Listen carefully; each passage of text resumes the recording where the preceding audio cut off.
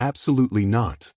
Damien Hayes slammed his fountain pen onto the glass desk, the sound echoing through his minimalist corner office overlooking Manhattan.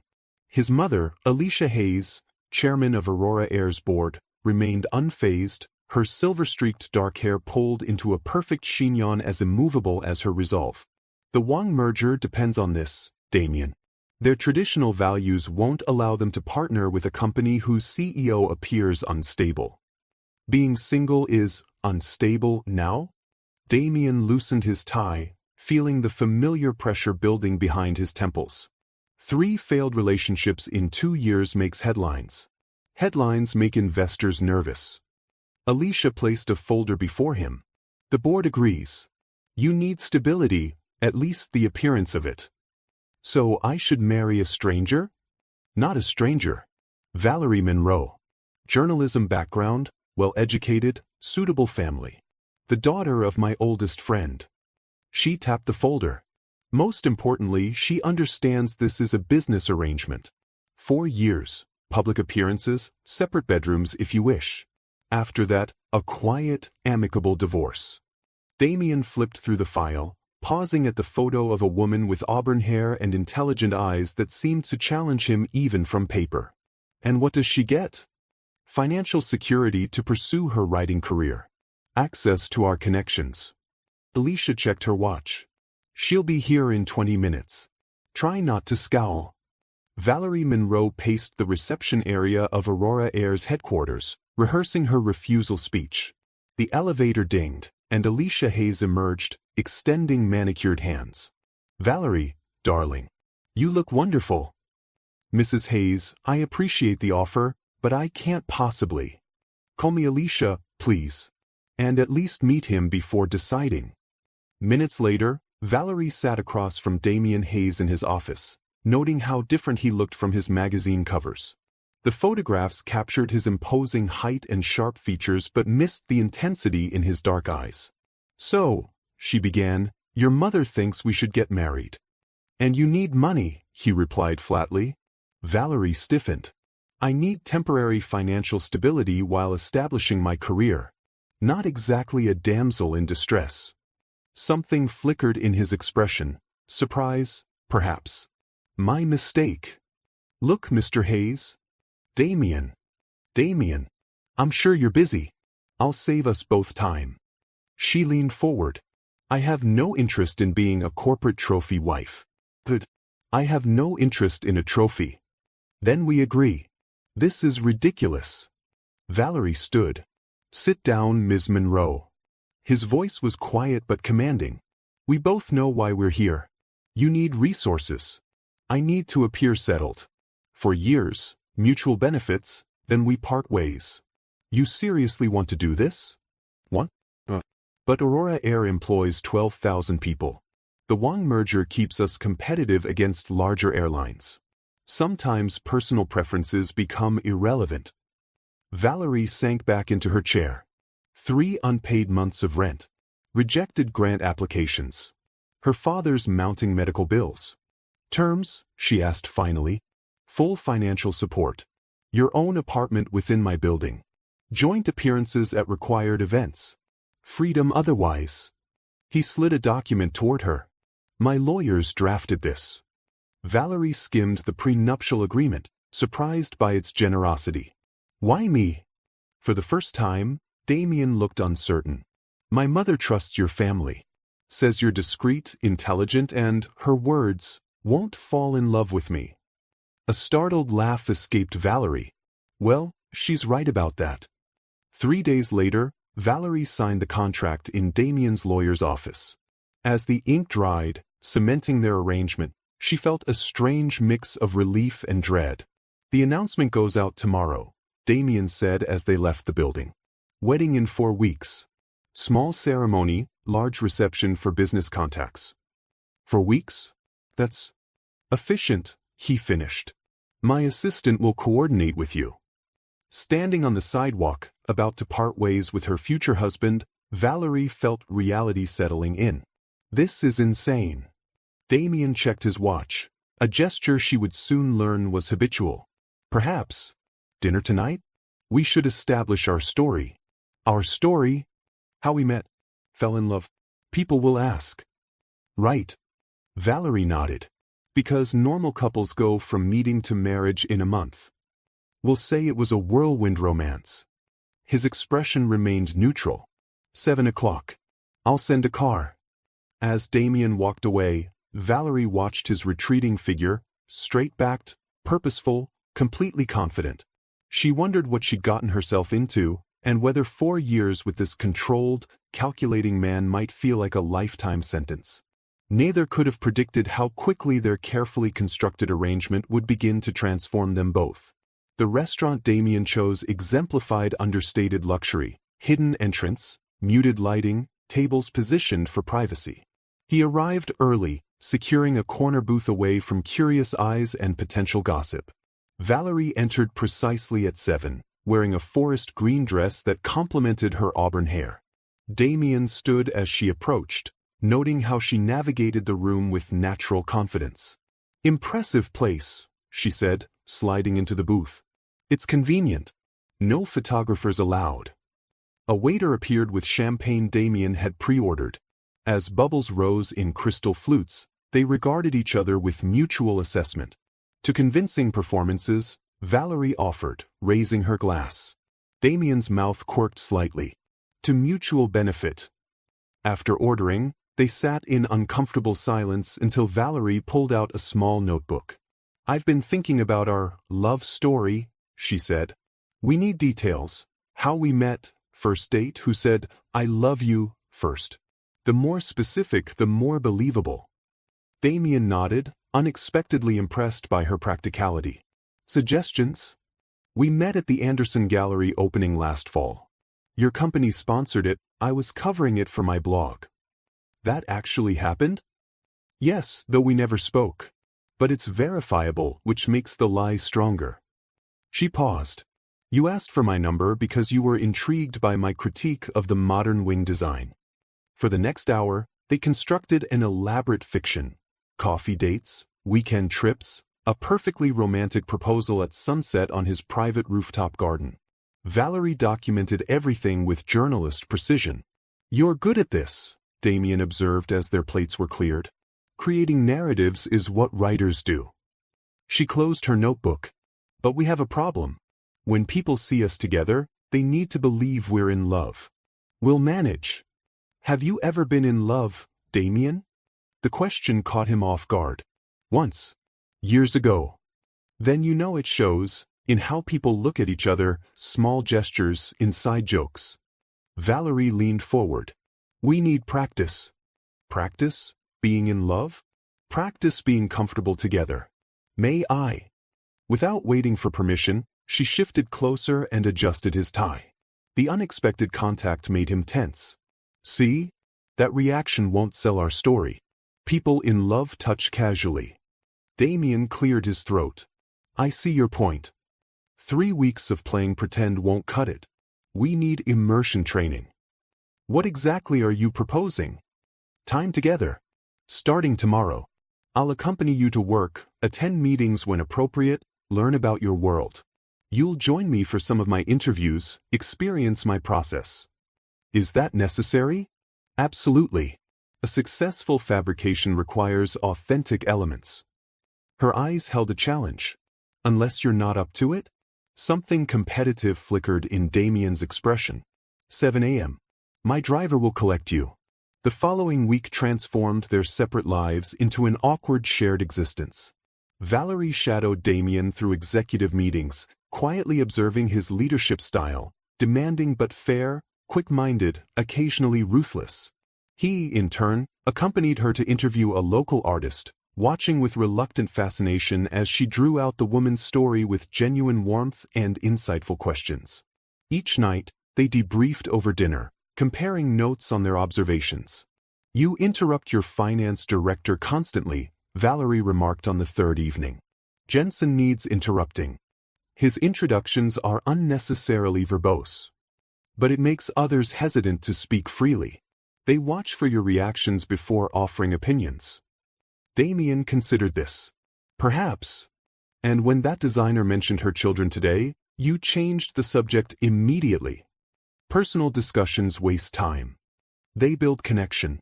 Something we supposedly have. Damien's jaw tightened. Noted. The exchange should have ended there, but something prompted Valerie to push further. Why do you avoid personal connections? I don't avoid them. I prioritize efficiency. Even with friends? I have business associates, not friends. Valerie studied him across the table. That sounds incredibly lonely. His expression closed like a vault. It's getting late. By the second week, headlines trumpeted their engagement. Invitations arrived requesting the couple's presence at charity galas and industry events. Their first public appearance, a hospital fundraiser, tested their preparation. Camera flashes greeted them as they entered, Damien's hand placed properly at Valerie's back. Mr. Hayes, over here. When's the wedding? Valerie, show us the ring. Damien felt Valerie tense beside him. He'd selected the 5-carat diamond without her input, another business transaction. Now he wondered if she hated it. Smile, he murmured. They're watching. I am smiling, she replied through gritted teeth. Throughout the evening, they performed flawlessly, exchanging affectionate glances, finishing each other's sentences with practiced precision, maintaining constant subtle contact. Yet Damien noticed Valerie growing increasingly quiet as the night progressed. In the car afterward, he asked, "Did I miss something?" "No, you were perfect. Too perfect." She gazed out the window. "Like you've been rehearsing your whole life. Isn't that what we agreed? A performance." "Yes, but..." She turned toward him, expression conflicted. "Doesn't it bother you? Creating this illusion? It's necessary. So is breathing, but most people don't schedule it." Frustration colored her voice. "Do you ever just experience emotions without analyzing their utility?" The question struck deeper than she could know. Emotions are inefficient. They're also what make life worth living. Silence filled the car until they reached his building, their building now, since she'd moved into the guest apartment 2 floors below his penthouse. "Good night, Damien," she said as the elevator stopped at her floor. "Valerie." Something made him reach for her hand. "You did well tonight." She glanced at their joined hands, then up at him with an unreadable expression. Was that in the script? The elevator doors closed between them before he could answer. Alone in his penthouse, Damien poured himself a whiskey and walked to the floor-to-ceiling windows. The city sprawled before him, buildings, lights, millions of lives intersecting. Somewhere in that vastness was the woman who would soon be his wife, yet he realized he barely knew her beyond their fabricated story. For the first time, the emptiness of his ordered existence seemed less like achievement and more like absence. Wedding preparations consumed their 3rd week. Alicia Hayes insisted on a spectacle befitting Aurora Airso, designer dress, elite venue, carefully curated guest list of industry titans and social elites. What should have been intimate became a corporate production. Valerie found herself in another fitting room, surrounded by mirrors reflecting a stranger in white silk. Perhaps something more dramatic for the reception, the designer suggested, pinning fabric at her waist. "It's all rather excessive," Valerie murmured. "Nothing is excessive when marrying into the Hayes family," the woman replied. Later, entering Damien's office without knocking, Valerie found him reviewing flight manifests. "Your mother has added 40 more guests. People I've never met." Damien barely looked up. "Is that a problem? Shouldn't our wedding include people who actually know us? It's primarily a business function." "Right." Valerie dropped into the chair across from him. "I forgot the merger matters more than the marriage." This caught his attention. The merger and the marriage serve the same purpose. How romantic. Damien set down his pen, studying her. "You agreed to these terms." "I agreed to a contract, not to being paraded like a show pony." She ran a hand through her hair, displacing pins from that morning's trial updo. "This charade is becoming overwhelming." Something shifted in Damien's expression. He checked his watch, that familiar gesture, then stood. "Come with me." "Where?" "Just come." 15 minutes later, they were in his private elevator ascending past the penthouse level. The doors opened to reveal a rooftop garden, lush greenery, flowing water features, spectacular city views. I didn't know this existed, Valerie said, stepping into the unexpected oasis. Few people do. It's not in the building plans. Damien walked to a stone bench. My mother wanted an entertainment space. I wanted somewhere quiet. Valerie trailed her fingers across flowering shrubs. It's beautiful. It's practical. Studies show brief nature exposure reduces cortisol levels. She laughed despite herself. Only you would justify a garden with scientific efficiency.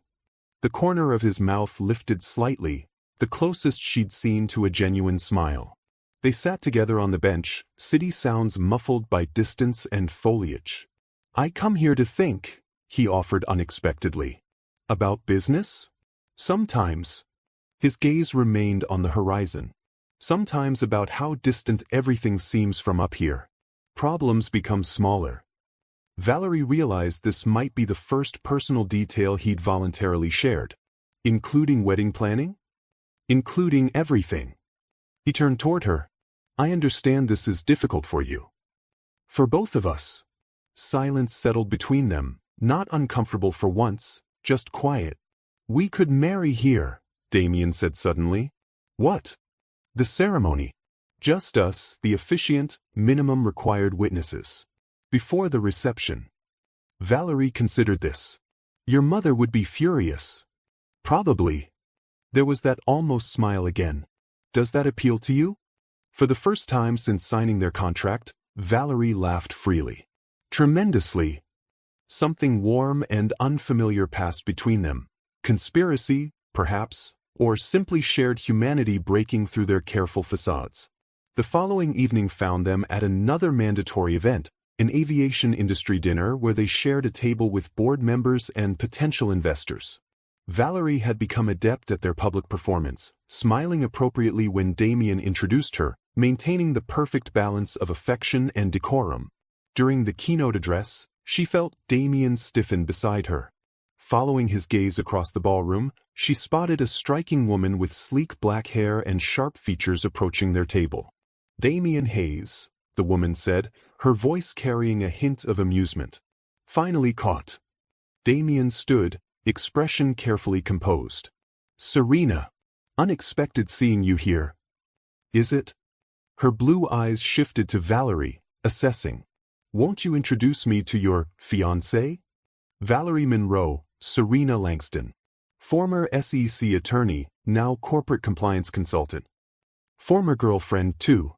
Serena extended manicured fingers to Valerie. Though Damien always omits the personal details. Valerie accepted the handshake, feeling tension radiate from Damien. Lovely meeting you. Likewise. Serena's smile didn't reach her eyes. Such a whirlwind romance. When Philip mentioned Damien was engaged, I couldn't believe it. After all, commitment was never his strong suit.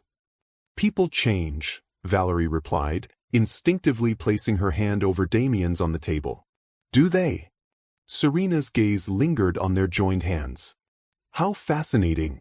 We should catch up properly before the wedding. I'll be in town through next month. After she departed, the evening resumed its formal rhythm, but something had changed. The carefully constructed narrative they'd built felt suddenly fragile. Later that night, Valerie waited outside Damien's penthouse, determined to understand what had transpired. When he finally arrived, his expression was closed, remote. We need to talk, she said. It's late. Damien. He unlocked his door without further objection, allowing her inside the minimalist space she'd visited only once before. Glass, chrome, neutral colors, like his office but with higher ceilings and fewer papers. Serena Langston, Valerie said. The once you mentioned? Damien poured himself a drink without offering her one. Yes. Significant. Once. Recent. 3 years ago. Valerie watched him carefully. She still affects you. That's irrelevant. Not if she intends to disrupt our arrangement. Damien drained his glass. Serena is calculating but not malicious. I'm a journalist, Damien. I recognize hostility masked as civility. Valerie moved closer. What happened between you? For a moment, she thought he wouldn't answer. Then, we were together 2 years. I proposed. She declined. End of story. The revelation stunned Valerie. You wanted to marry her? I thought it made sense at the time. Because you loved her? His jaw tightened. Because we were compatible. Were you heartbroken when she refused? I was inconvenienced. At her skeptical look, he added, attachments complicate objectives. So you stopped forming attachments? I focused on what matters. Valerie stepped forward until barely a foot separated them. Damien Hayes, are you afraid of being hurt again? His eyes met hers, dark and suddenly vulnerable. Aren't you? The question hung between them, simple, direct, unexpectedly intimate. Neither moved to close the distance nor stepped away. Yes, Valerie finally admitted softly. That's why I agreed to marry a stranger instead of risking the real thing. Something shifted in Damien's expression. Recognition, perhaps, or understanding. For a heartbeat, the pretense fell away completely. Then his phone chimed with an incoming message, breaking the moment. It's late, he said again, but gently this time. Valerie nodded, moving toward the door. Good night, Damien. Valerie. His voice stopped her. The garden wedding. I meant it. She smiled, a genuine smile that reached her eyes. I know. As the elevator descended to her floor, Valerie realized their fabricated engagement had somehow developed an emotional current neither had anticipated. The revelation was both thrilling and terrifying. The countdown to their wedding showed 2 weeks remaining. 14 days until, I do. 14 days to determine whether their performance had become something real. The Aurora Air quarterly board meeting fell exactly 10 days before the wedding. Valerie attended at Alicia's insistence. Future Mrs. Hayes should understand the company, sitting quietly at the back while executives presented projections and strategies. Damien commanded the room with effortless authority, navigating complex questions and challenging assumptions with precision. Watching him in his element, Valerie found herself genuinely impressed by his intelligence and leadership. The Wang merger remains our priority, he concluded. Their fleet integration will expand our Asian routes by 30%. And the wedding? An older board member smiled indulgently. Everything on schedule? Perfectly, Damien replied, his gaze finding Valerie briefly. Now, if there's no further business. The boardroom door opened, revealing Serena Langston in an impeccable charcoal suit. Forgive my interruption, she said smoothly. I was told the meeting concluded at 11. Alicia Hayes rose, clearly displeased. Ms. Langston, we weren't expecting you until next week. My schedule changed. Serena's gaze swept the room, lingering on Valerie before settling on Damien. I thought it prudent to begin compliance reviews immediately, given the merger timeline. Tension rippled through the room. Damien's expression remained neutral, but Valerie noticed his knuckles whitening around his pen. Of course, he said evenly. My assistant will arrange workspace. The meeting adjourned with awkward pleasantries. As executives filtered out, Serena approached Valerie. The supportive fiancé role suits you, she observed. Though board meetings must be dreadfully boring for a creative type. Actually, I find corporate dynamics fascinating, Valerie replied. Everyone performing their assigned functions while navigating undercurrents of power and ambition. Serena's smile tightened. How insightful. Perhaps you'll join Damien and me for lunch? We have much to discuss and I'd love your perspective. Before Valerie could respond, Damien appeared beside her. Unfortunately, we have wedding arrangements this afternoon. Another time then. Serena touched his arm briefly. We have plenty to catch up on. After she departed, Valerie turned to Damien. What was that about? Nothing important. She's deliberately inserting herself into our space. She's doing her job. Is her job touching you like she still has claims? Valerie hadn't meant to sound possessive, but something about Serena's calculated familiarity bothered her. Damien studied her with unexpected intensity. Does that concern you?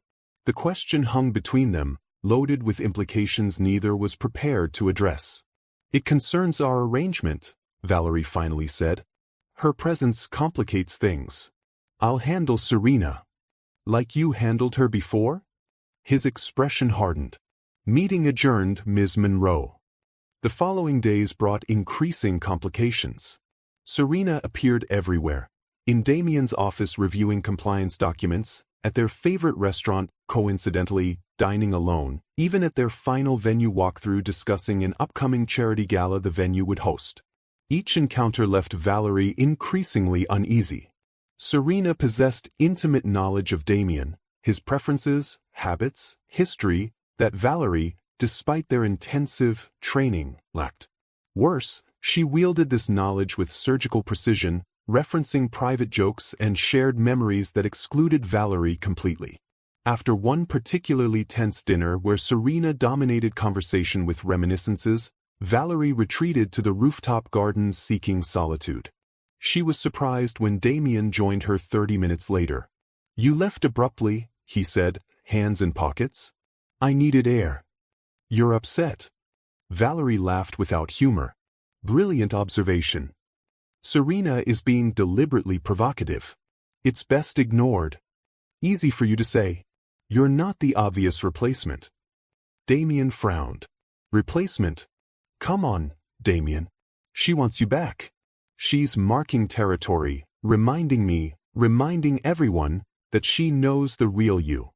Valerie turned away, frustrated by emotions she hadn't expected to feel. And maybe she does. Maybe this whole charade is exactly that. "You're overreacting." "Am I?" "When she mentioned your mother's birthday tradition and you actually smiled, a real smile, not the corporate version, I realized how little I actually know you." She faced him again. "We're getting married in a week, and you're still a stranger." Something flickered across his features. Regret, perhaps. "What do you want to know?" The simple question caught her off guard. "What?" "Ask me anything. I'll answer." Valerie studied him, searching for insincerity and finding none. "Why did you really bring me to this garden the first time?" "Because you looked trapped." "I know that feeling." "When do you feel trapped?" "In crowds. At functions where everyone wants something. In my mother's expectations." He moved to the garden's edge, looking out over the city. "Here I can breathe." Valerie joined him at the railing. "Why did Serena refuse your proposal?" His jaw tightened, but he answered. "She said I wanted a partner, not a wife. That I'd never let anyone close enough to matter." "Was she right?" "Probably." He glanced at her. "Your turn. Why did you really agree to this arrangement?" "My father's medical bills. 3 failed book proposals. Mounting debt." Valerie sighed. "And fear." "Of what?" "Failing. Disappointing everyone who believed in me." She smiled sadly. "Ending up alone because I chose career over connection once too often." They stood in silence, the city humming below them, stars barely visible above. "I don't regret our arrangement," Damien said finally. "Even with Serena back?" "Even then."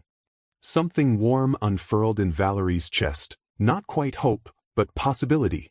The moment shattered 2 days later when Valerie, returning from a final dress fitting, found Serena waiting outside her apartment. "We need to talk," Serena said, all pretense of friendliness gone.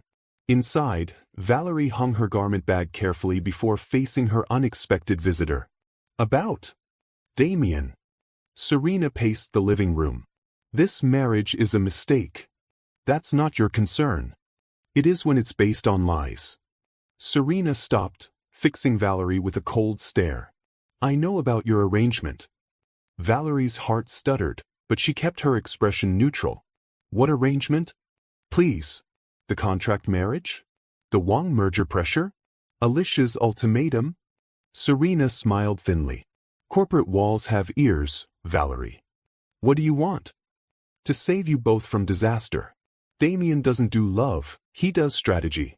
I learned that lesson painfully. Yet you're back, inserting yourself into his life. Because I care about him. Because 3 years ago, I made a mistake." Serena's composure slipped momentarily.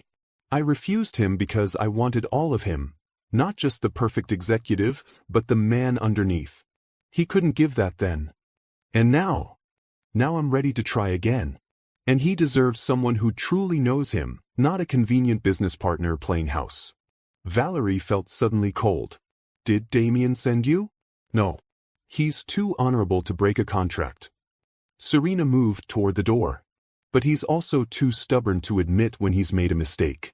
Think about it, Valerie. Do you really want to marry someone who sees you as a business solution? After she left, Valerie sank onto her couch, mind racing. Everything Serena said aligned with what she already knew. Their marriage was a contract, a business arrangement, a convenient solution to mutual problems. So why did it feel like something more? And why did Serena's certainty about Damien's emotional limitations hurt so deeply? The wedding was 5 days away. Valerie had never felt more confused about what she truly wanted, or what Damien might actually feel beneath his carefully controlled exterior.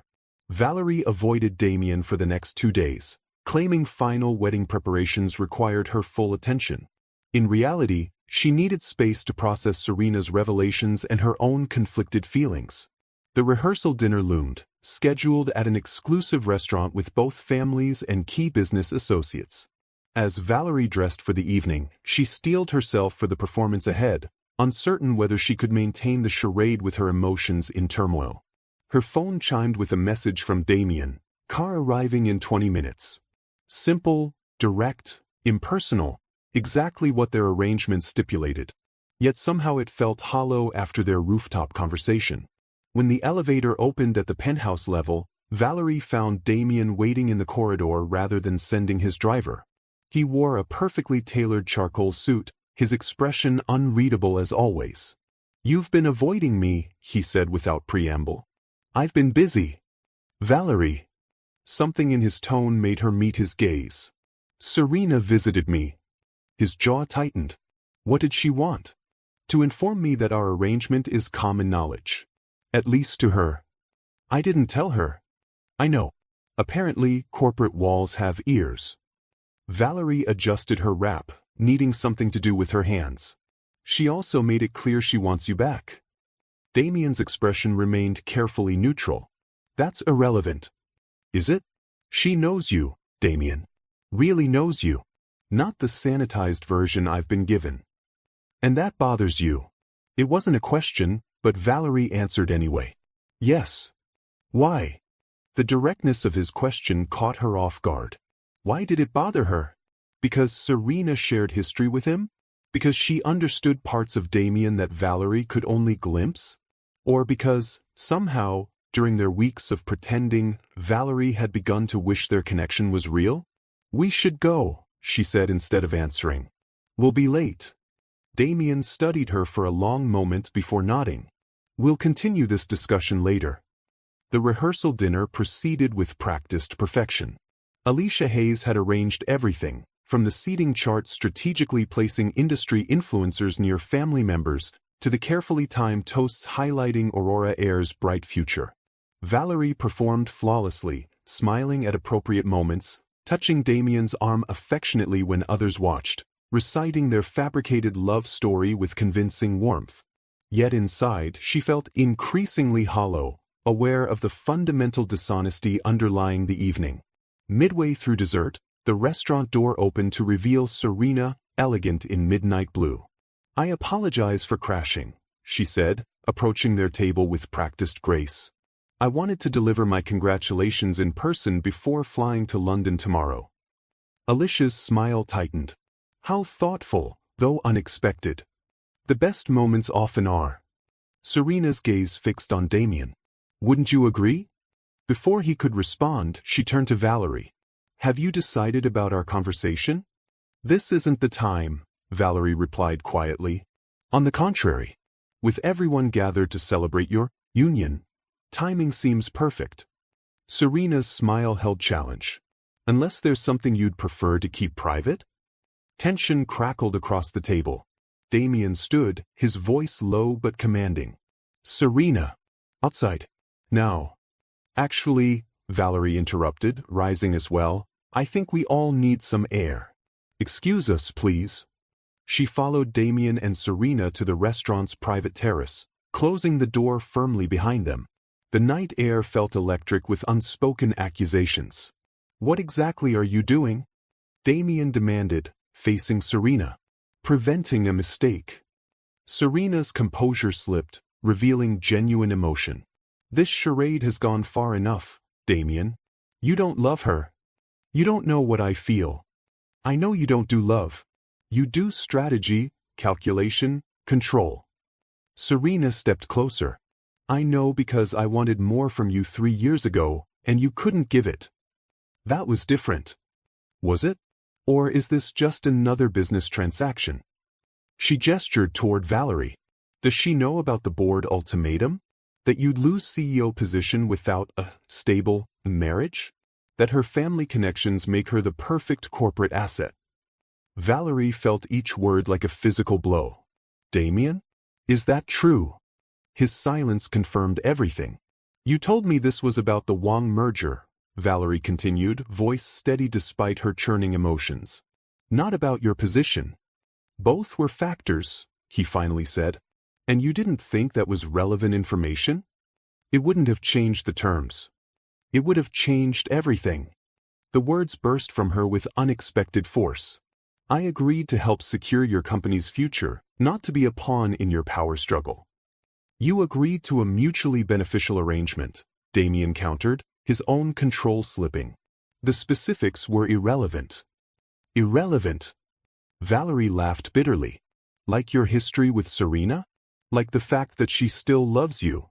I never claimed. You never claimed anything. That's the problem. Valerie stepped closer, anger and hurt propelling her forward. You've given me carefully edited versions of yourself, measured responses, calculated gestures.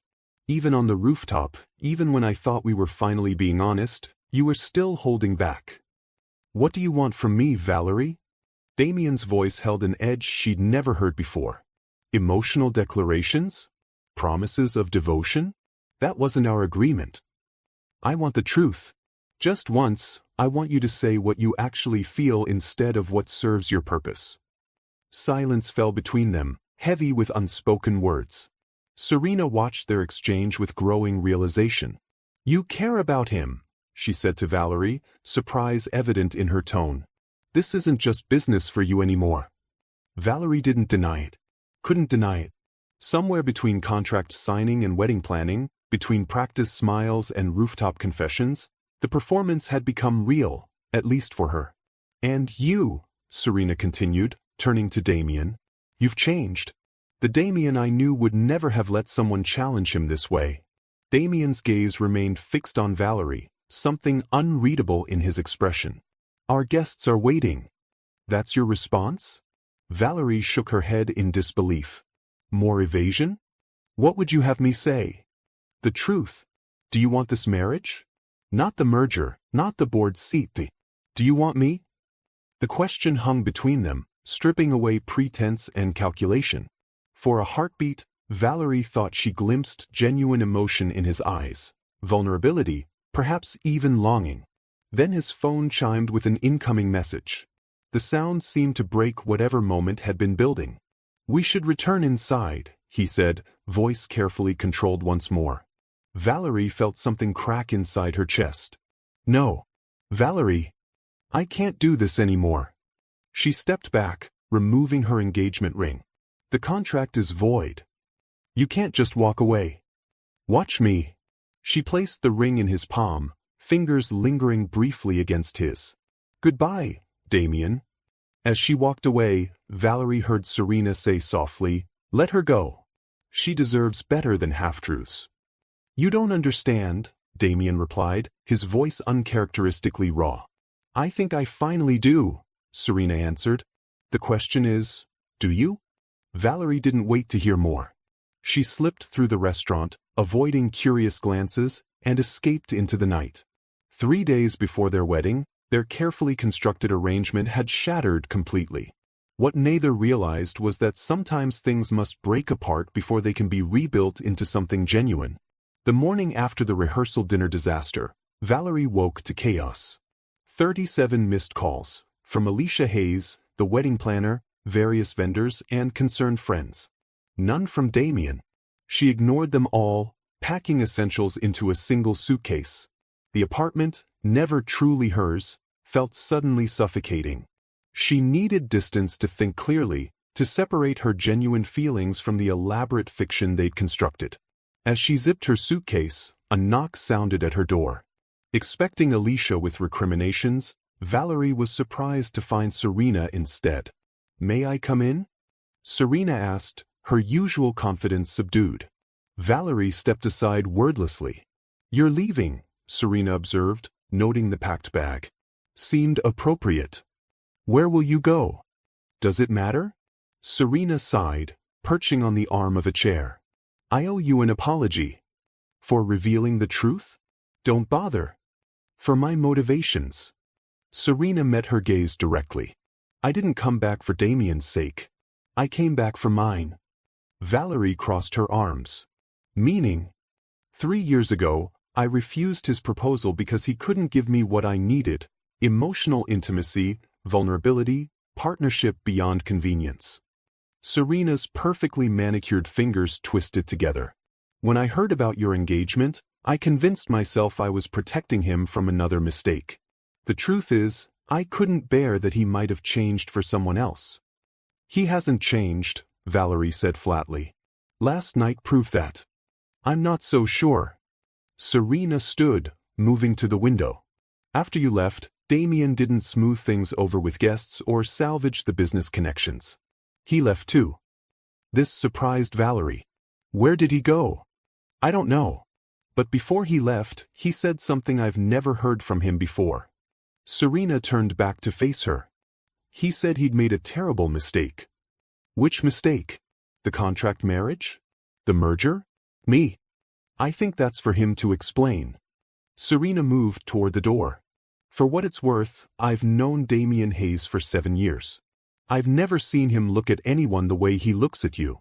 After Serena departed, Valerie sat heavily on the couch, emotions churning. Part of her wanted to dismiss Serena's words as manipulation, yet something rang true in them. The Damien she'd glimpsed in unguarded moments, on the rooftop garden, during their honest conversations, seemed capable of more depth than he allowed himself to show. But was that enough?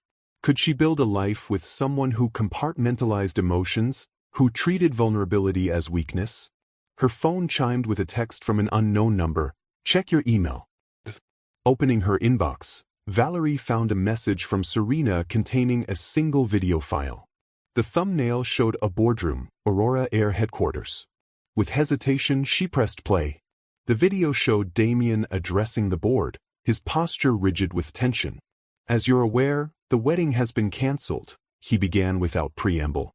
"Consequently, the Wang merger may be delayed or renegotiated." An older board member leaned forward. "This is precisely why we insisted on stability, Damien. Your personal life continues to interfere with company interests." "My personal life is not the issue," Damien replied, his voice controlled but with an underlying edge.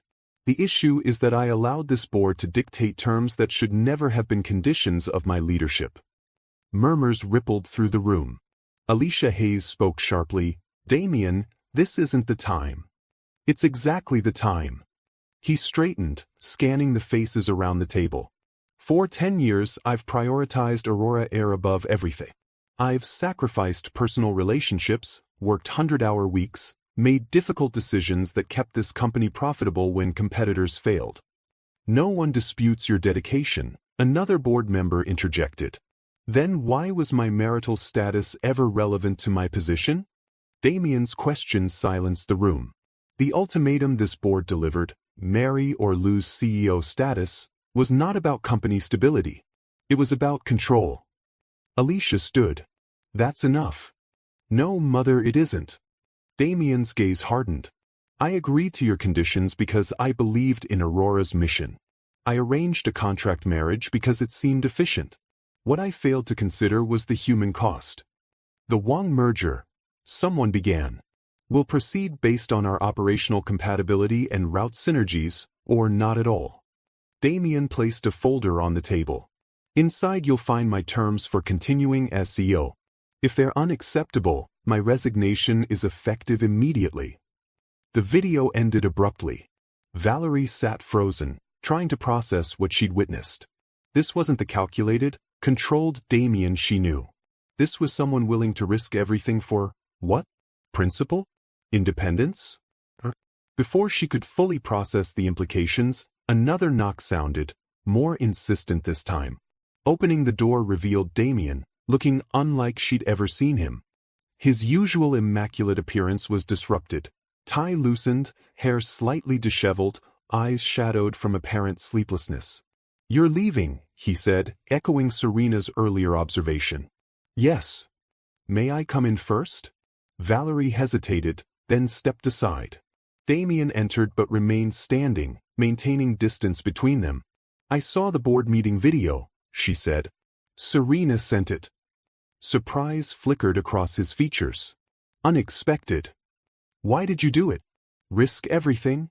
"Because you were right." His direct gaze held hers. "About all of it." Valerie waited, sensing he needed to continue without interruption. "I've spent my life compartmentalizing, separating emotion from decision, personal from professional. It seemed efficient." Damien moved to the window, looking out briefly before turning back to her. "When my mother suggested a contract marriage, it made perfect sense. Logical. Beneficial. Controlled. But I didn't account for you." Something shifted in his expression, vulnerability breaking through his careful facade. "You with your questions and challenges. You who saw through every defense I constructed." "Damien, please, let me finish." He took a deep breath. "Last night when you asked if I wanted you, not the merger, not the position, I couldn't answer. Not because I didn't know, but because the answer terrified me." Valerie's heart quickened. "And now I've realized that efficiency isn't everything. That control is often illusion." He moved closer, stopping just beyond arm's reach. "The truth is, somewhere between contract signing and rooftop conversations, this stopped being an arrangement for me. What did it become? Something real. Something I wasn't prepared for." His voice softened. "I don't have the right words for this, Valerie. I've spent decades avoiding precisely this kind of vulnerability." "Try anyway," she whispered. Damien closed his eyes briefly, gathering himself. When he opened them, the careful mask had fallen completely. "I want you," he said simply. "Not for business advantage or social convenience. Just you, your challenges, your laughter, your frustrating questions that force me to examine parts of myself I've ignored for years." Valerie felt tears threatening. "Why should I believe you now?" "Because I've never been more terrified in my life." A ghost of a smile touched his lips. "And because I just risked everything I've worked for rather than continue pretending my feelings for you are part of a contract." The admission hung between them, raw, honest, transformative. Valerie studied him, searching for any hint of calculation and finding none. This was Damien stripped of pretense, offering not practiced charm but genuine vulnerability. "I don't know if I can trust this," she admitted. "Everything between us began with deception." "I know." He nodded, accepting her hesitation. "I'm not asking for immediate forgiveness or even understanding. Just a chance to show you who I really am, beyond contracts and obligations. And if I still choose to leave? Then I'll respect your decision." His voice remained steady despite the cost such words clearly extracted. "But I hope you won't." Valerie felt herself at a crossroads, between self-protection and possibility, between justified doubt and tentative hope. "The wedding is supposed to be tomorrow," she said quietly. "I've already informed everyone it's cancelled." "Good." She took a deep breath. "Because if we ever do get married, Damien Hayes, it won't be because of a contract. It will be because we both choose it freely and completely." Something like hope flickered in his eyes. "Does that mean you're staying?" "It means I'm willing to discover what's real between us." Valerie moved toward her suitcase, closing it but not taking it. "Without pretense. Without audience. Just us learning who we actually are." For the first time since she'd known him, Damien smiled. A genuine, unguarded smile that transformed his entire face. "I'd like that very much."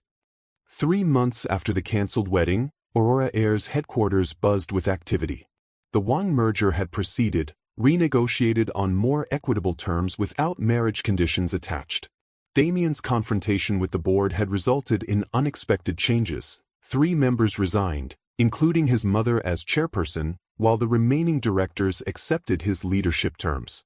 Valerie observed these corporate shifts from a new perspective, not as a contract fiancée but as herself, a journalist whose blog had gained significant traction after her series on corporate culture and authentic leadership. She and Damien had begun again, slowly and deliberately. Their relationship, stripped of pretense and performance, evolved through genuine conversations and shared experiences rather than rehearsed interactions. Today, she waited in the lobby for their lunch date, a weekly tradition they'd established. When Damien emerged from the elevator, several executives trailing him with questions, she noticed the subtle changes in his demeanor. He still commanded respect, but the rigid control had softened. He listened more, interrupted less. Spotting her, he concluded the impromptu meeting efficiently and crossed to where she waited. "Sorry about that," he said, briefly touching her hand, a small gesture that would have seemed impossible months ago. "Important crisis?" she asked as they walked toward the exit. Jensen's quarterly projections. Still unnecessarily verbose. His mouth quirked in the half-smile she'd come to recognize as genuine. "But I let him finish this time." Progress. Outside, instead of his usual car and driver, Damien led her toward a nearby park. "I thought we might try something different today." The simple food truck lunch they shared on a park bench represented exactly how their relationship had transformed, from elaborate performances in exclusive restaurants to authentic moments in unexpected places. "I received an interesting offer this morning," Valerie said, watching a group of children chase each other across the grass. "The publisher who rejected my last book proposal called. They want me to write about corporate culture transformation." "Based on your blog series?" "Partly. They're particularly interested in the human element, how leadership styles affect company dynamics." She glanced at him. "It would involve writing about Aurora Air." Damien considered this, the old tension briefly visible in his shoulders before deliberately relaxing. "Including the contract marriage?" "Only if you're comfortable with it. And with anonymized details." 6 months ago, such a suggestion would have triggered immediate refusal. Now, he took a moment to genuinely consider it. "It's your story too," he finally said. "You should tell it honestly." Valerie studied him, still sometimes surprised by these glimpses of his evolution. "Even the unflattering parts?" "Especially those." His expression turned reflective. "The board meeting where I nearly lost everything? That was the most honest moment of my professional life." "What changed?" "I did." He met her gaze directly. "You asked me once if I was afraid of being hurt again. The answer was yes, but I was more afraid of what I might lose by continuing to hide behind control and calculation." Valerie reached for his hand, a gesture that had become natural between them. "And now I'm learning that vulnerability isn't weakness. That connection matters more than efficiency." His fingers tightened around hers. "That some risks are worth taking." Later that evening, Valerie worked in her new apartment, a place she'd chosen for herself after declining to remain in the building Damien owned. Independence mattered to her, and he had respected that decision despite initially struggling to understand it. Her phone chimed with a message from him. Roof in 30 minutes? The rooftop garden had become their place, neutral territory where they could be themselves without the weight of their complicated history. Damien had granted her permanent access, a gesture of trust that meant more than grand declarations. When she arrived, she found him sitting on their usual bench, gazing at the city lights. He looked up as she approached, his expression softening in a way reserved only for her. "Productive day?" he asked as she sat beside him. "Very. The book outline is taking shape." She settled comfortably next to him. "How was your afternoon?" "Interesting. I had a visitor." "Oh. Serena." Valerie tensed slightly. Though Serena had unexpectedly facilitated their reconciliation by sharing the board meeting video, her name still evoked complicated feelings. What did she want? To say goodbye properly. She's relocating to London permanently. Damien turned toward her. She also wanted me to give you something. He handed Valerie an envelope. Inside was a handwritten note. Valerie, some people spend lifetimes searching for what you and Damien have found, the courage to be authentic with each other. I once thought I wanted him back. I realize now what I actually wanted was to be known and accepted completely, as he now knows and accepts you. Take care of each other. Real connection is rare. Serena. She's right, you know, Valerie said quietly, folding the note. About connection being rare. Damien nodded, his gaze thoughtful. I never understood that before. Relationships were transactions, giving exactly what was required, nothing more. And now I'm learning that genuine connection means offering parts of yourself you didn't plan to share. His voice held a vulnerability that still surprised her. It's terrifying. And worth it. They sat in comfortable silence, the city humming below them, stars barely visible above. This shared quiet had become precious to them both, a space where neither felt pressured to perform or impress. I've been thinking about what you said, Damien eventually continued. About independence mattering to you. It does. I understand that now. For years, I equated control with security, independence with isolation. He turned to face her fully. I'm learning there's middle ground, where we can be connected without being consumed. Valerie smiled, recognizing how far he'd come from the man who once viewed emotions as inefficient complications. That's remarkably insightful for someone who used to schedule spontaneity. I had a good teacher. His expression grew serious. Which is why I wanted to ask you something important. Damien. Not that question. He smiled slightly. Not yet. We're not ready, and I respect our timeline. Then what? The Wang merger is complete. The board restructuring is finalized. For the first time in a decade, I'm considering taking actual vacation time. He seemed almost nervous, another new facet of the evolving Damien. Would you consider joining me? 2 weeks, anywhere you choose. No schedules, no business calls. The invitation represented more than a trip. It was Damien offering to step completely away from the controlled environment where he felt safest, to create new memories untethered from their complicated beginning. Anywhere I choose? Valerie asked, considering the possibilities. Anywhere. Though I should warn you, I've never taken a real vacation. I may be terrible at it. She laughed, the sound carrying across the rooftop garden. Damien Hayes voluntarily bad at something? Now I have to witness this. His answering smile, open, unguarded, still felt like a gift. Is that a yes? It's a yes. She leaned forward, kissing him softly. But I choose somewhere without cell reception. Complete disconnection from work. That sounds... He paused, visibly processing the concept. Terrifying. And perfect. In that moment, watching him deliberately embrace discomfort for the sake of their relationship, Valerie recognized how profoundly they had both transformed. Their journey from contract to connection hadn't been smooth or simple, but its very complexity made it authentic. 3 months ago, I asked if you wanted me, she said quietly. Not the merger, not the position, just me. I remember. I'd like to ask you something similar now. She held his gaze steadily. Are you happy, Damien? Not because of business success or strategic advantage, but genuinely, personally happy. The question hung between them, simple yet profound.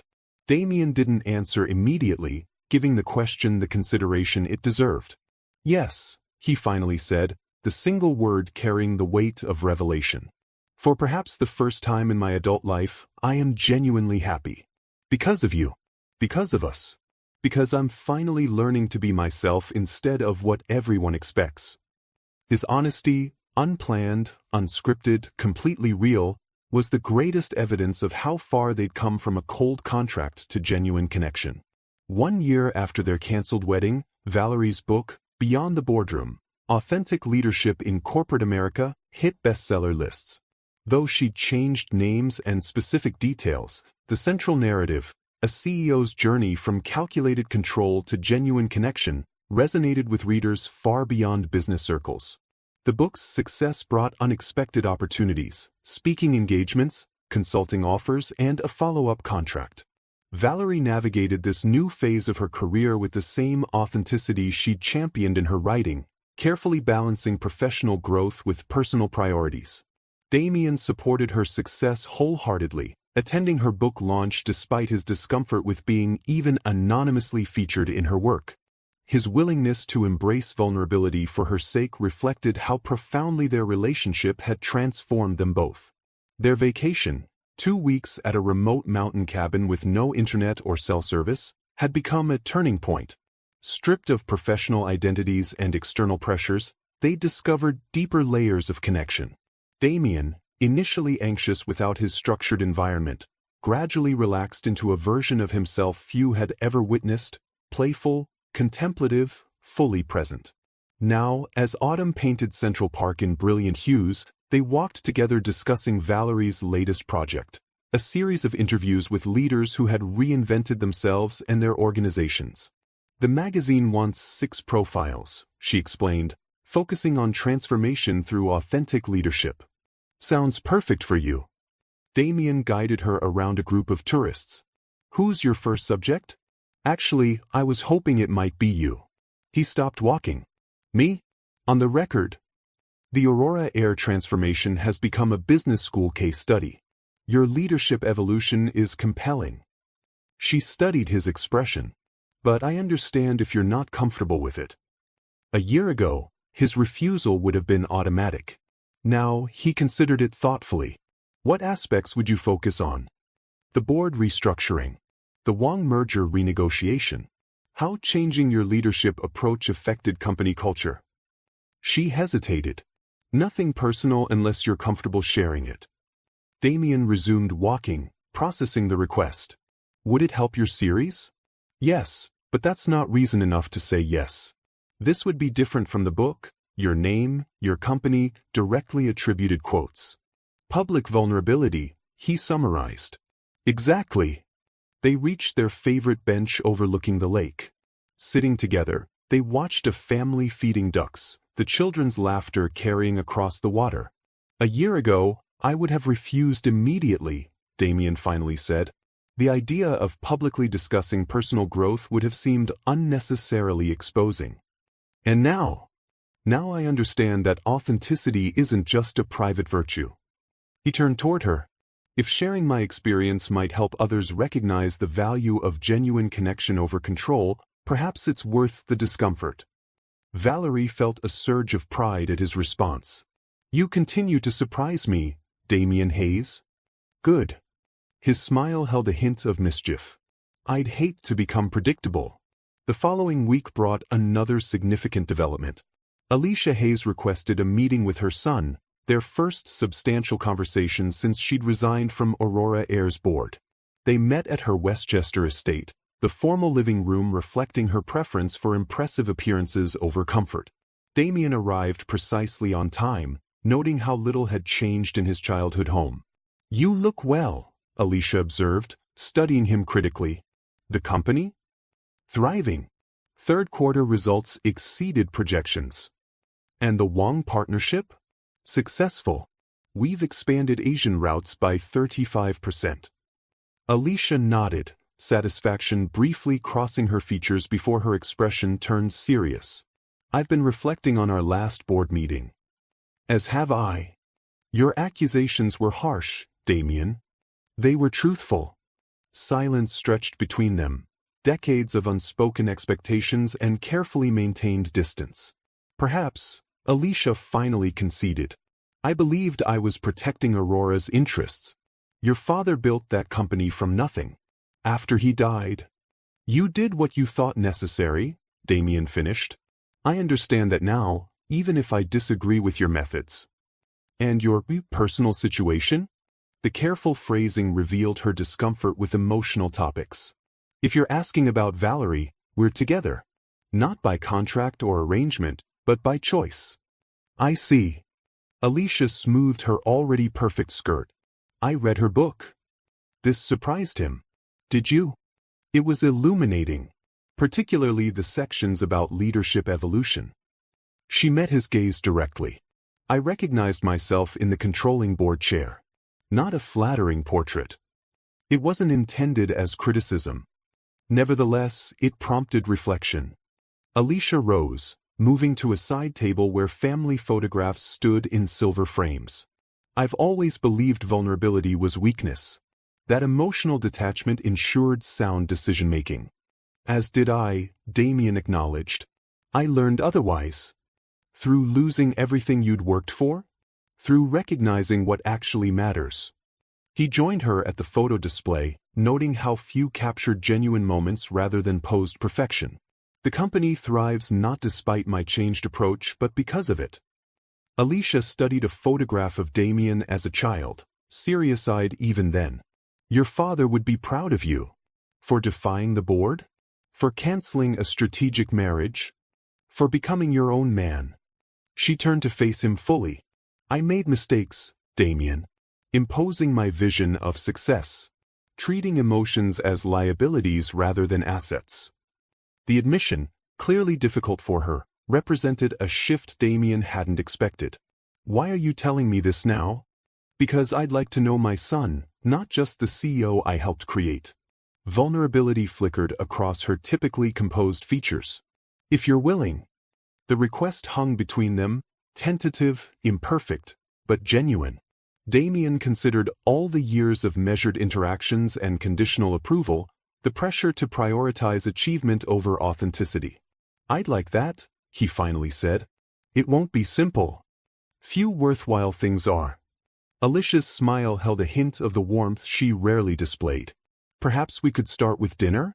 You and Valerie when your schedules permit. I'll speak with her. Damien nodded, recognizing the significance of this small beginning. Thank you for reaching out, Mother.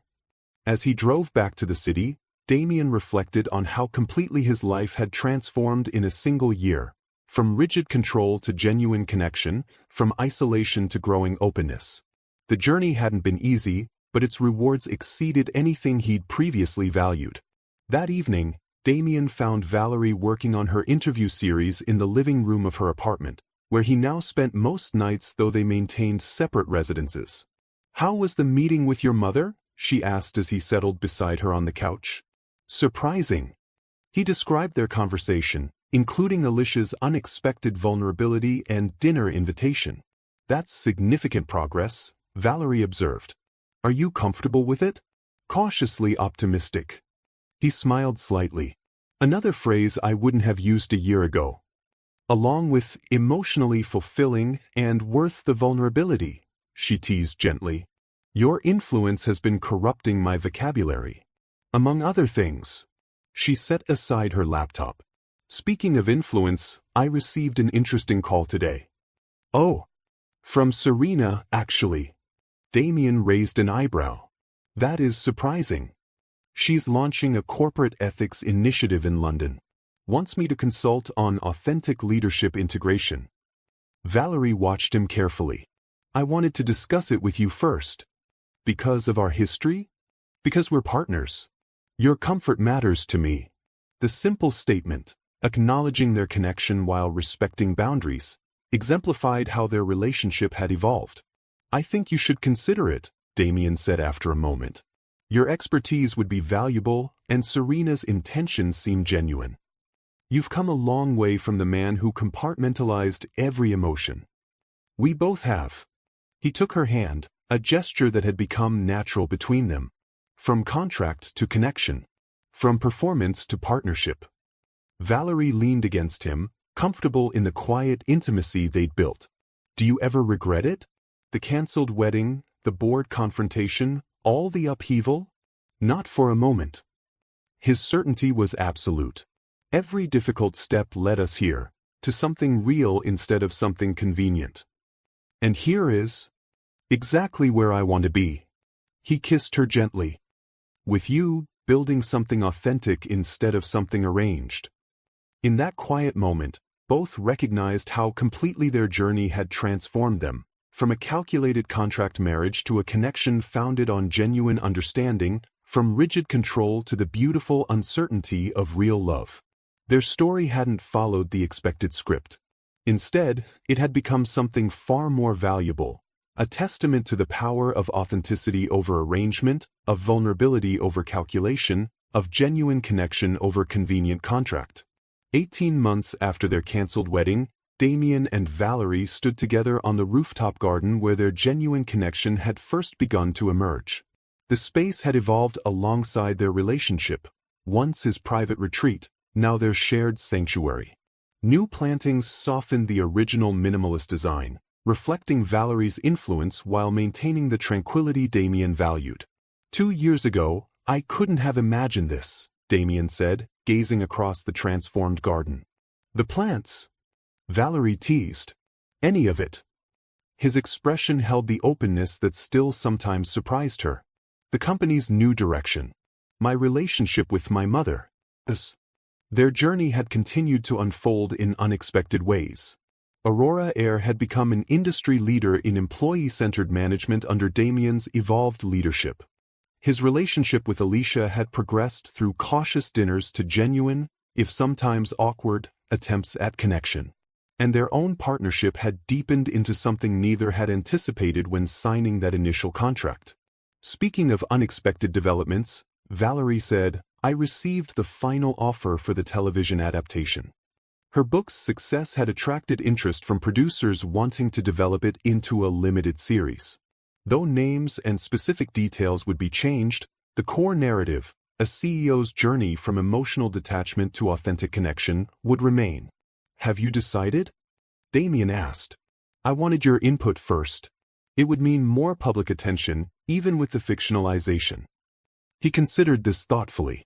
2 years ago, the mere suggestion would have horrified me.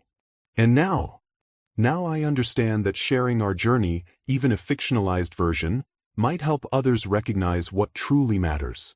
He smiled slightly. Besides, I've grown accustomed to being your anonymous case study. Hardly anonymous anymore, after your profile in Business Week. The magazine feature, part of Valerie's Leadership Transformation series, had generated significant attention. Damien's candid discussion of his evolution from control-focused to connection-oriented leadership had resonated throughout the business community. A calculated risk that proved worthwhile. He took her hand, a gesture that had become natural between them. Like so many decisions lately. Later that evening, they hosted a small dinner gathering, another departure from Damien's formerly isolated existence. The guests included Valerie's closest friends, Damien's newly appointed CFO and her husband, and most surprisingly, Alicia Hayes. Watching his mother engage in actual conversation rather than strategic networking, Damien reflected on how completely their world had transformed. The formal, performance-oriented family dynamics of his childhood had gradually yielded to something more authentic, still occasionally awkward, but genuinely evolving. Your mother seems different, Valerie observed quietly as they prepared coffee in the kitchen. She's trying. Damien arranged cups on a tray. Our weekly lunches have become less about Aurora and more about actual connection. Progress. Significant progress. He paused, considering. She asked about our future yesterday. What did you tell her? That we're building it together at our own pace. He met her gaze. That some things shouldn't be rushed or structured according to external expectations. Valerie smiled, recognizing how profoundly his perspective had shifted from the man who once viewed relationships as strategic arrangements with defined timelines and outcomes. I like our pace, she said simply. As do I. After their guest departed, they settled on the balcony overlooking the city lights. These quiet moments together had become precious, space to simply be, without performance or expectation. I've been thinking about next steps, Valerie said, breaking the comfortable silence. For the book adaptation? For us. She turned toward him. My lease ends next month. Ah. Damien nodded, understanding the unspoken question. They discussed cohabitation before, approaching the topic with the careful consideration that characterized their rebuilt relationship. We don't have to decide immediately, she continued. I can extend month to month. Or you could move in here. Is that what you want? Damien considered the question with the thoughtfulness she'd come to expect from him. 2 years ago, I would have analyzed the practical benefits, convenience, reduced commute time, financial efficiency. And now I simply want to build a home with you. The simple honesty in his voice reflected how far he'd come. Not because it's logical or convenient, but because I love waking up beside you. Because this space feels more complete when you're in it. Valerie felt warmth spread through her chest at his words. That sounds suspiciously like an emotional rather than strategic decision, Mr. Hayes. I've had an excellent teacher in prioritizing emotional truth over calculated advantage. His smile held a depth of feeling that once would have terrified him to reveal. Is that something you might want too? Living together is a significant step. It is. No contracts this time. No defined timeline or exit strategy. None. His expression grew serious. Just two people choosing each other, day by day. Valerie reached for his hand, intertwining their fingers.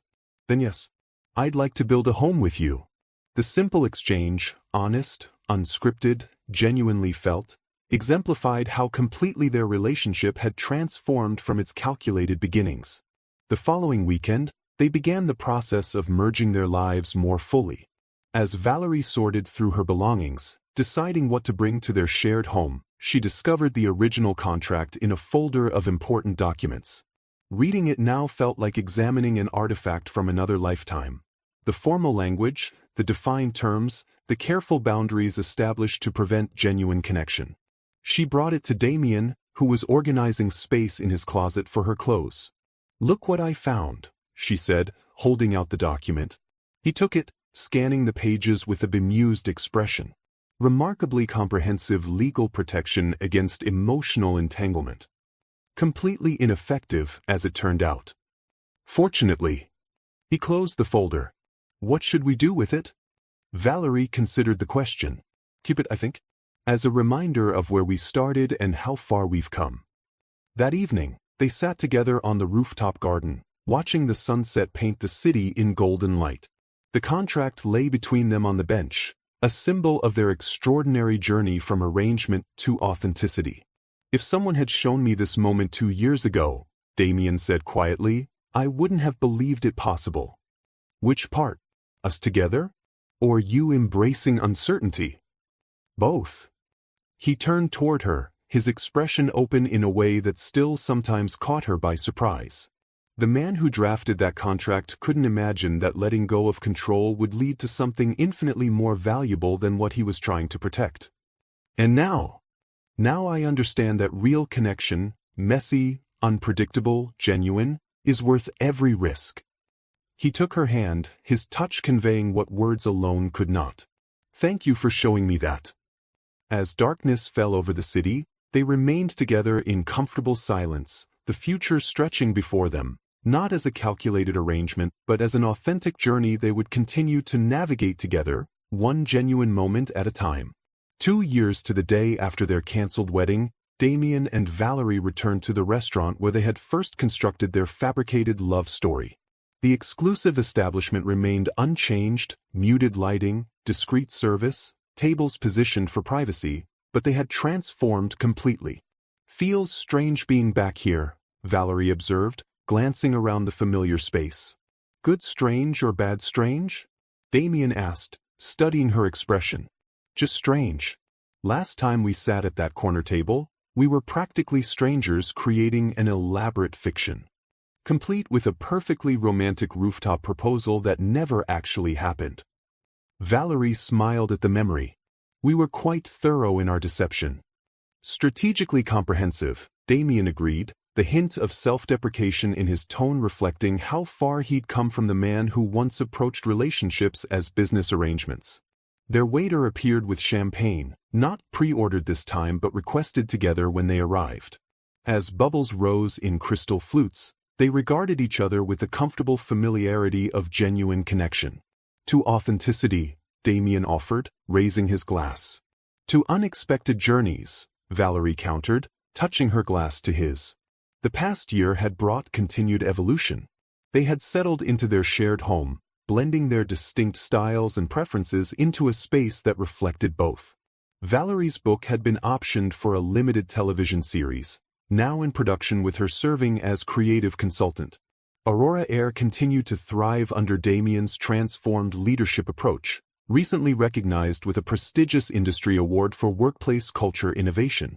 "I've been thinking about our conversation that first night," Damien said after they ordered.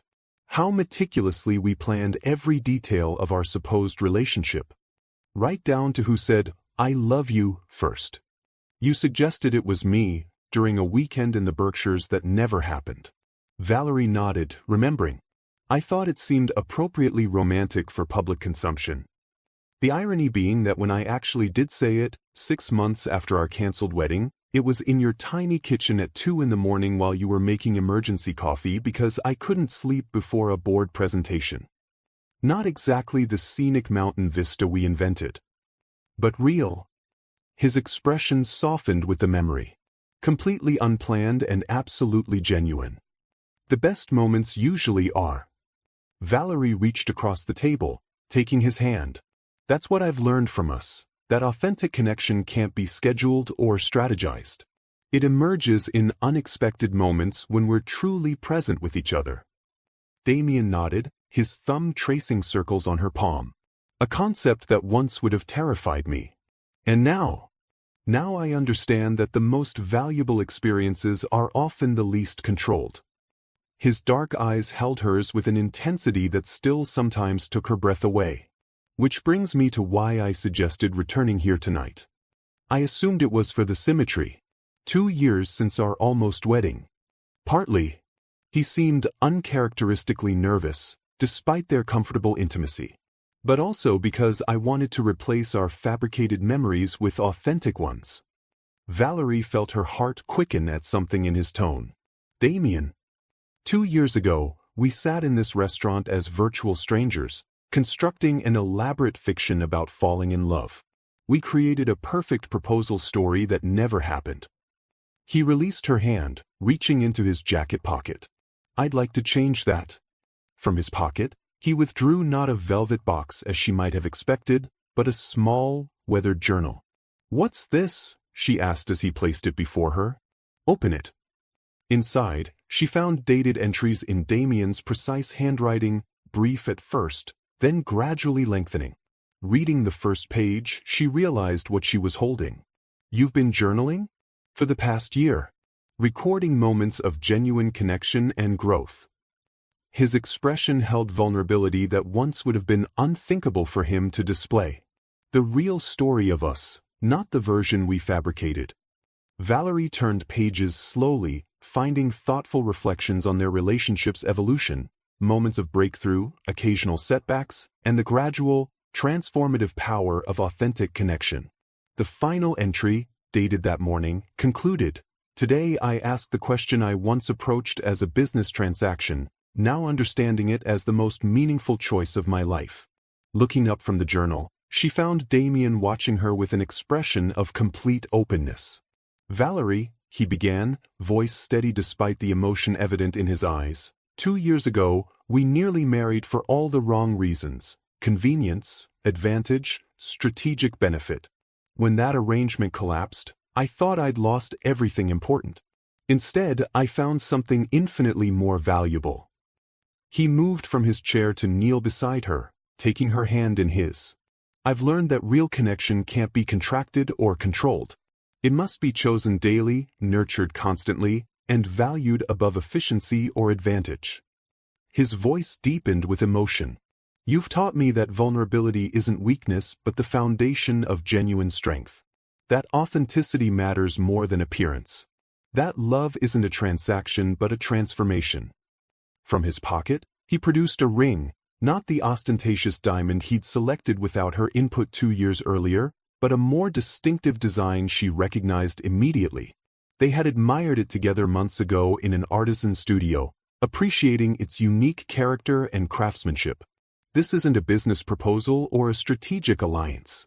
His eyes held hers steadily.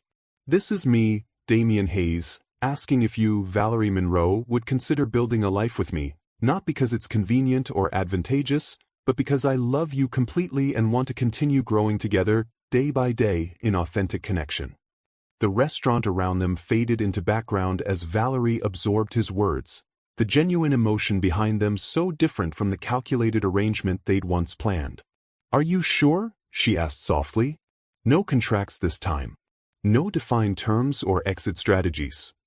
"I've never been more certain of anything." His smile held all the warmth and openness that had gradually emerged through their journey together. Some commitments are worth making without safety nets. Valerie felt tears gathering as she recognized the profound transformation his words represented, from a man who once approached relationships as risk management exercises to someone willing to embrace vulnerability completely. "Then yes," she answered, her voice steady despite her emotion. "Not because it's practical or efficient, but because I love who we are together and who we help each other become." As he slipped the ring onto her finger, a perfect fit, unlike the too large diamond from their arrangement, Valerie recognized how completely their journey had transformed them both. From a cold contract to genuine commitment, from calculated performance to authentic partnership. This proposal, honest, unscripted, deeply felt, represented everything their relationship had become. A testament to the power of genuine connection over convenient arrangement, of vulnerability over calculation, of love chosen freely rather than negotiated conditionally. Their beginning had been fabricated, but their future would be authentically their own. 6 months after Damien's authentic proposal, they stood together on the rooftop garden where their genuine connection had first begun to emerge. Unlike the elaborate corporate spectacle once planned by Alicia Hayes, this ceremony reflected who they had become: intimate, meaningful, focused on connection rather than appearance. Only 30 guests surrounded them, close friends, family members who truly knew them, colleagues who had witnessed their transformation. The garden had been enhanced with simple floral arrangements that complemented rather than overwhelmed the natural beauty of the space. Valerie wore an elegant but understated gown, not the elaborate designer creation from their previous almost wedding, but something she had chosen herself that reflected her authentic style. Damien had abandoned his usual formal business attire for a more relaxed suit that somehow made him appear more approachable, more himself. As they exchanged vows they had written themselves, the contrast with their original arrangement couldn't have been more profound. Where once there had been calculated terms and conditions, now there were heartfelt promises.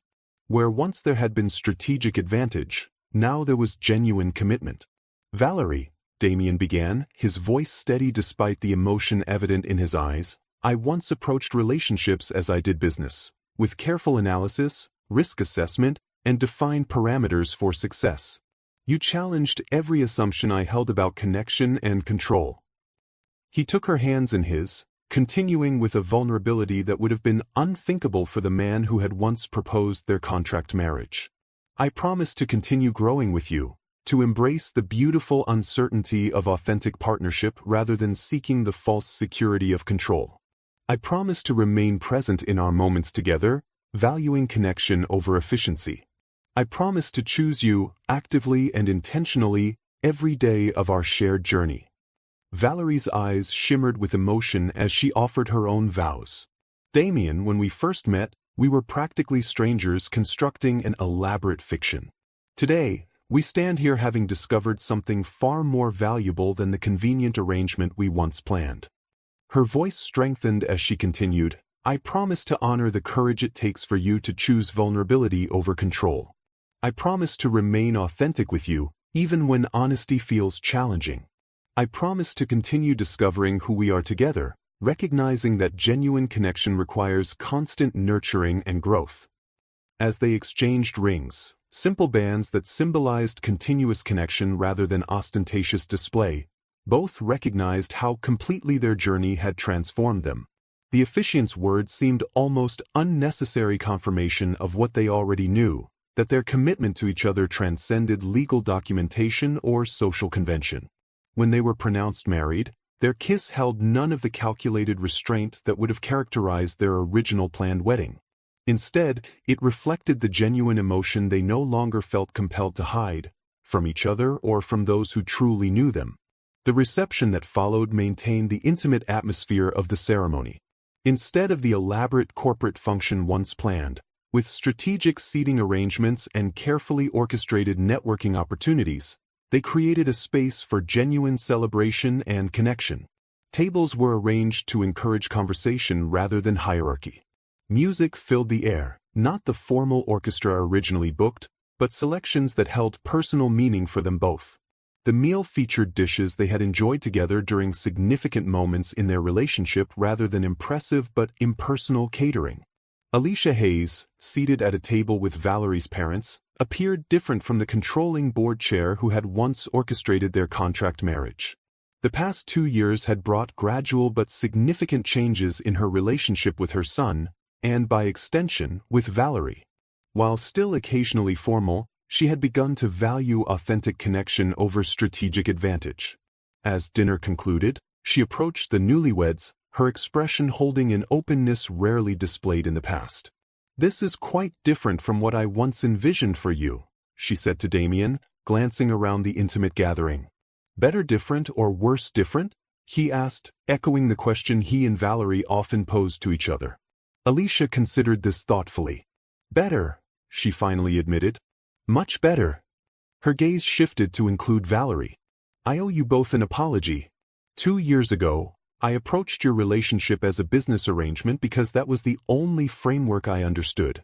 I failed to recognize the value of genuine connection." "We all did," Damien acknowledged, taking Valerie's hand. "But we've learned." "Indeed." Alicia's smile held genuine warmth rather than social performance. "Your father would have approved, Damien. Not of the merger or the business advantages I once prioritized, but of this, choosing authentic partnership over convenient arrangement." The simple acknowledgement represented significant growth in their family dynamic, a shift from calculated interaction to genuine, if still evolving, connection.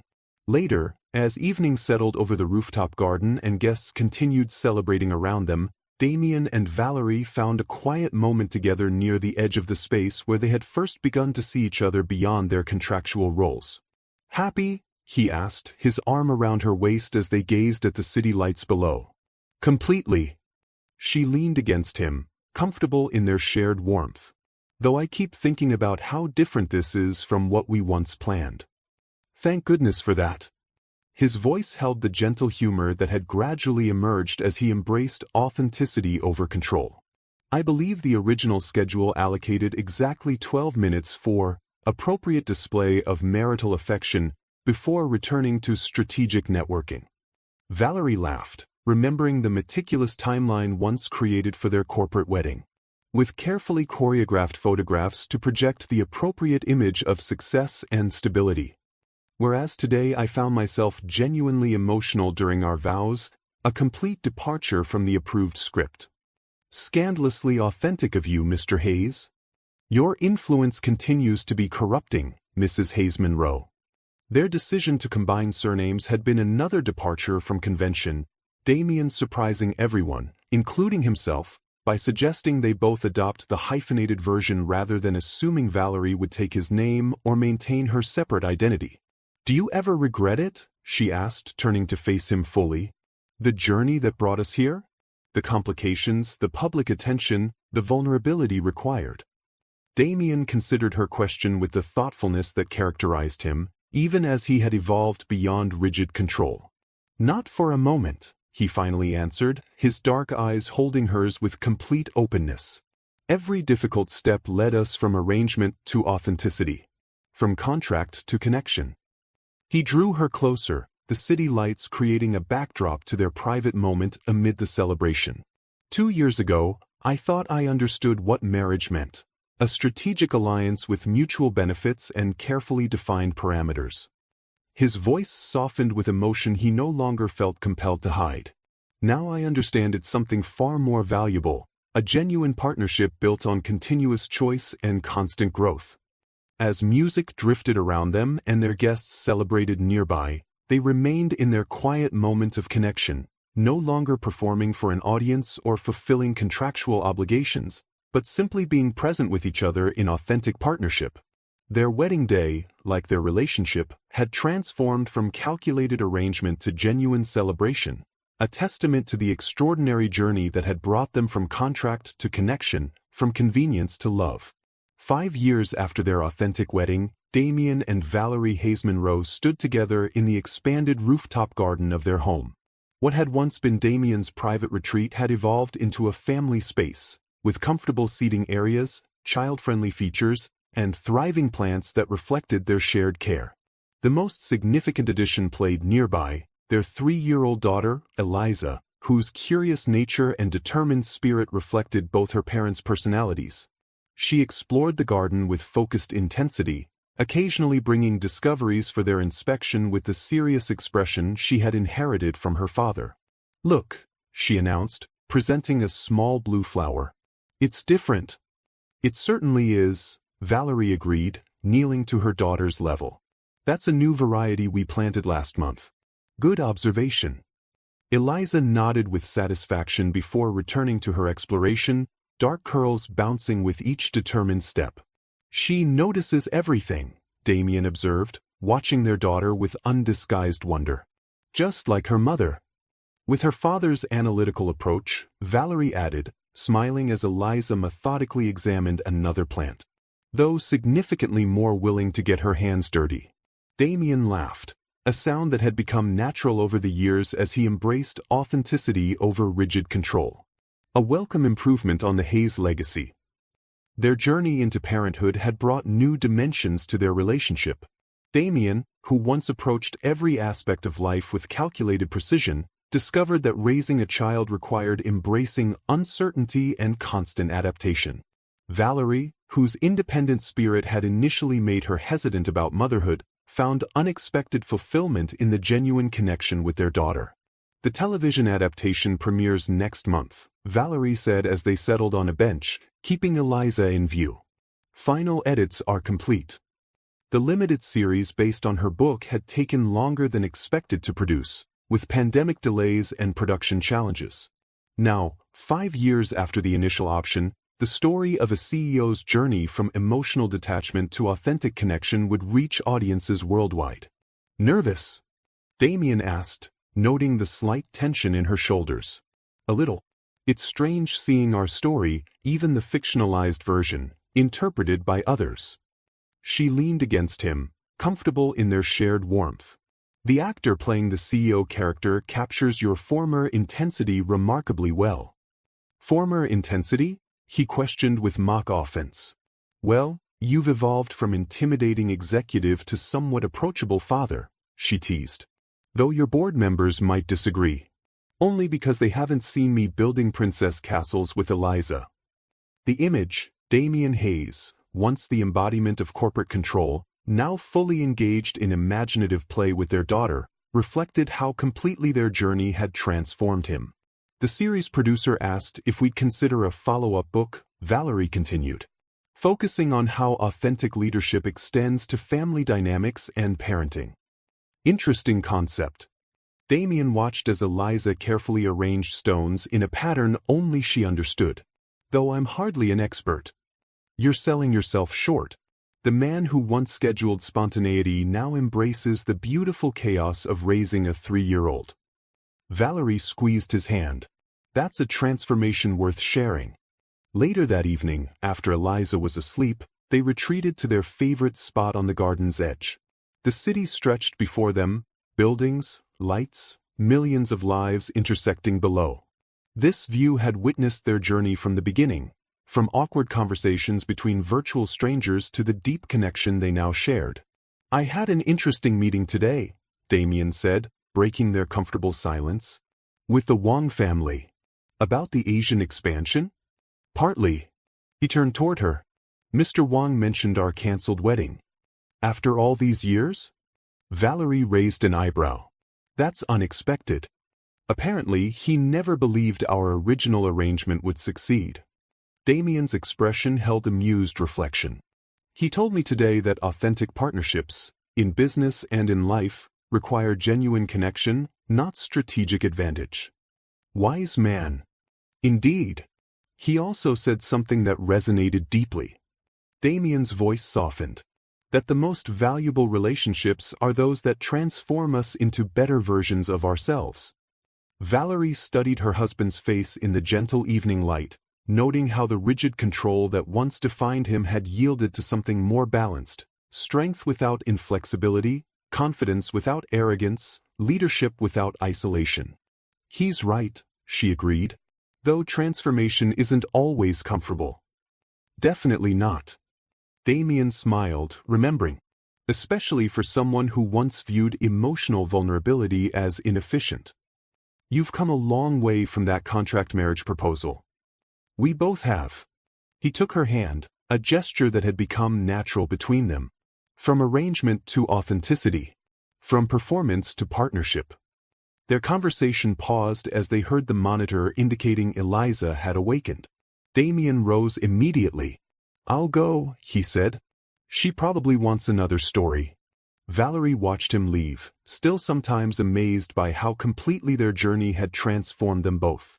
The man who once approached relationships as business transactions now responded instinctively to their daughter's needs, prioritizing connection over convenience without hesitation. When he returned 20 minutes later, his expression held contented warmth. "Another chapter of the dragon adventure?" Valerie asked. "2 chapters. She's very persuasive." He rejoined her on the bench. "Must get that from her mother. Along with her stubborn determination." "That," Damien acknowledged with a smile, "she gets from both of us." They sat together in comfortable silence, the city humming below them, stars barely visible above. This shared quiet had become precious to them both, a space where neither felt pressured to perform or impress, where they could simply be present with each other in authentic connection. "I've been thinking about our journey," Valerie said eventually. "How completely different our lives are from what we once planned." "Better different or worse different?" he asked, their familiar question carrying the weight of their shared history. "Infinitely better." She turned toward him fully. "The contract marriage we once arranged would have given us convenience, advantage, strategic benefit. But this, what we've built together, has given us genuine connection, continuous growth, authentic partnership. And occasional chaos," Damien added, thinking of their energetic daughter. "Beautiful chaos," Valerie corrected. "Worth every moment of vulnerability it required." As night settled around them, they remained together in their garden sanctuary, no longer the controlled CEO and independent journalist who had once approached marriage as a business arrangement, but partners who had discovered the transformative power of authentic connection. In the quiet of their rooftop garden, surrounded by the life they had built together, Damien and Valerie Hayes-Monroe embodied the truth they had discovered through their unexpected journey, that genuine connection, though requiring courage and vulnerability, offers rewards that no calculated arrangement could ever provide. Their beginning had been fabricated, but their life together was authentically, beautifully their own. The story of Damien and Valerie's journey from contract to connection offers profound insights that extend far beyond their personal transformation. Their experiences illuminate universal truths about authentic relationships, vulnerability, and the courage required to choose genuine connection over convenient arrangement. As you continue your own journey, remember that each authentic moment, each vulnerable conversation, each genuine expression, each instance of being fully present, creates possibility for deeper connection and more meaningful life. Thank you for joining me in exploring this powerful narrative. Until next time, may you find the courage to choose connection over contract in your own beautiful, unfolding story. Please don't forget to like and subscribe to our channel and share the stories with all your families.